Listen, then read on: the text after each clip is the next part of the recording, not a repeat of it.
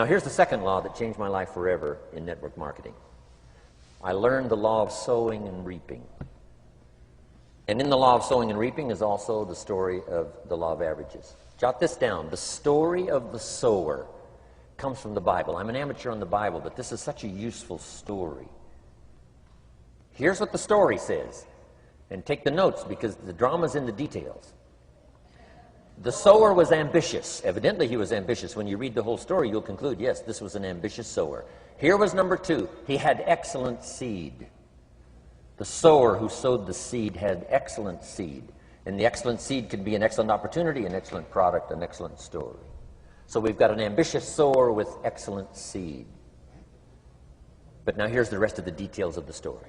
For your information, for the drama of your life, so you can understand things better. Learning some of this is how I got rich by age 31. Okay. Number one, it says the sower goes out to sow the seed, but the first part of the seed falls by the wayside and the birds get it. So jot this down. The birds are going to get some of the seed. The birds are going to get some of the seed. Now you say, well, Mr. Rohn, what does that mean? Well, I invite John to come to a meeting. He said he'd be there Tuesday night. Tuesday night I show up, John isn't there. I say, John, I wonder why John didn't make it. Now I know the answer. The birds. The birds. John had this great idea of coming to the meeting to look at an opportunity, and somebody stole it and said, you're not going to go see network marketing. And he says, well, maybe not. So have you jotted that down now? The birds are going to get some. Now, when the birds get some, you've got two options. Number one is to chase birds. And say, well, let me get a hold of the person that talked him out of coming to the meeting. I'll tear him a new page. But I wouldn't do this. Here's what happens if you go chasing birds. You leave the field.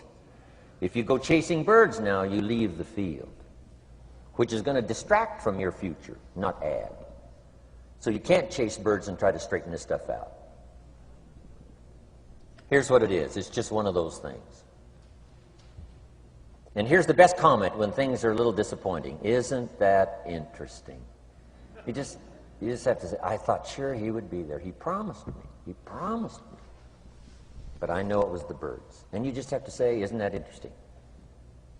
Now, here's the rest of the story. It says, the sower kept on sowing. See, that was the secret to his success. He kept on sowing.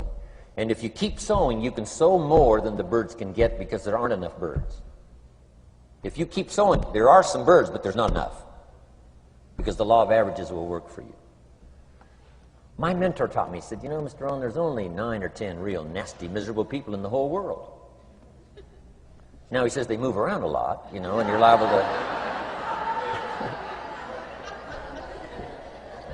You'll bump into one once in a while. But when you bump into one, you say, there's only 9 more like you. I can handle that in the whole world. Okay. Now here's what else it says. The sower now keeps sowing the seed. Now the seed falls, the story says, on rocky ground where the soil is shallow.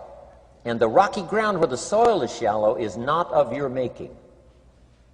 Because you had excellent seed and you were an ambitious sower. So the rocky ground where the soil is shallow is not of your making. But here's what it says what happened. This time, the little seed that falls in the ground starts to grow. And the little plant starts to grow. But the first hot day, it withers and dies. It dies. Not an easy thing to watch. I finally get John started. Sure enough, 3 or 4 days later, somebody says, boo! And he goes,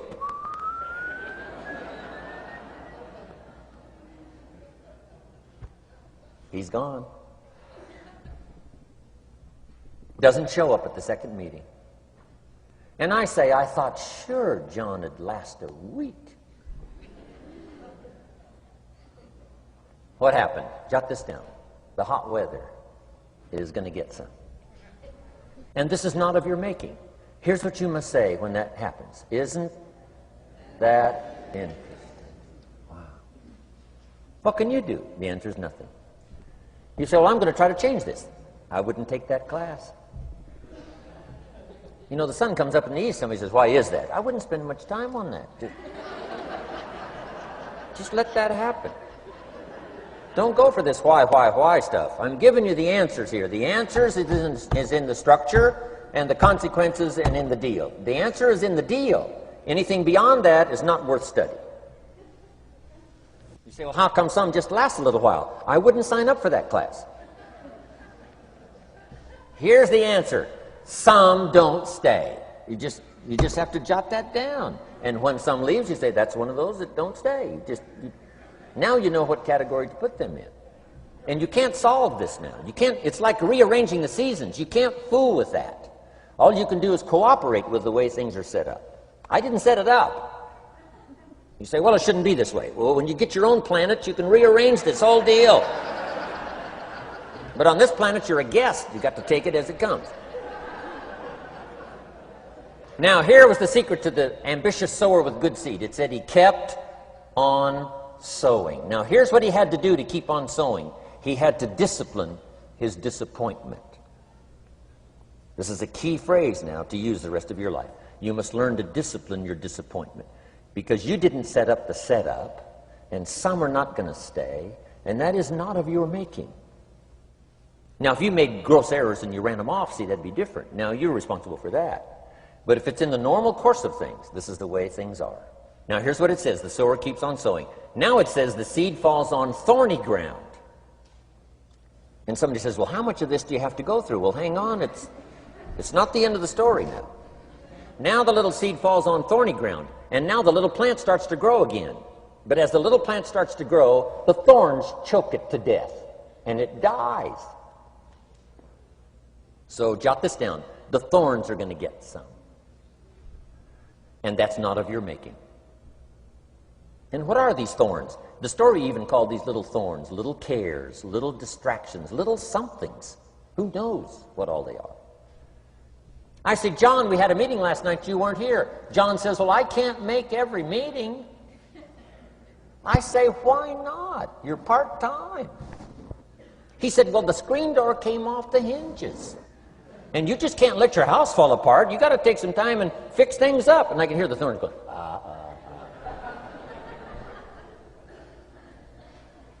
He says some extra trash had piled up in the garage. You can't let mountains of trash take over. You got to keep your trash hauled out. People who let little things cheat them out of big opportunities. People who let little things cheat them out of big opportunities. And you feel almost helpless. What could I do about that? And that's nothing. And you say, well, why is this? I'm asking you not to sign up for that class. Don't sign up for these why is this class. It's just the way it is. Like winter following fall and spring following winter. So if you got that, the thorns are going to get some. But now here's the good news. Let's read the rest of the story now quickly. The sower now what? Keeps on sowing the seed. Keeps on sharing the story. Keeps on giving an invitation. Yes, the invitation can be more powerful for me as it was 1 year later than it was the first month. Because now I'm saying I'm making twice as much money part-time as I'm making on my full-time job. Yes, the story can be more powerful, but the law of average is still going to work. But now here's what the story said. Finally, the seed falls on good ground. Finally, the seed falls on good ground. Now put this in parentheses. It always will, if you keep sowing. If you share a good idea long enough, it will fall on good people. But now here's the rest of that story. Some of the good ground did 30%. And some of the good ground did 60%. And some of the good ground did 100%. You say, well, why the difference in numbers? I wouldn't sign up for that class. Go on. Have I said that often enough now? Don't register for that class. It's just the way it is. Now, I tried to get the 30s to do 60. found out it was more than I could handle.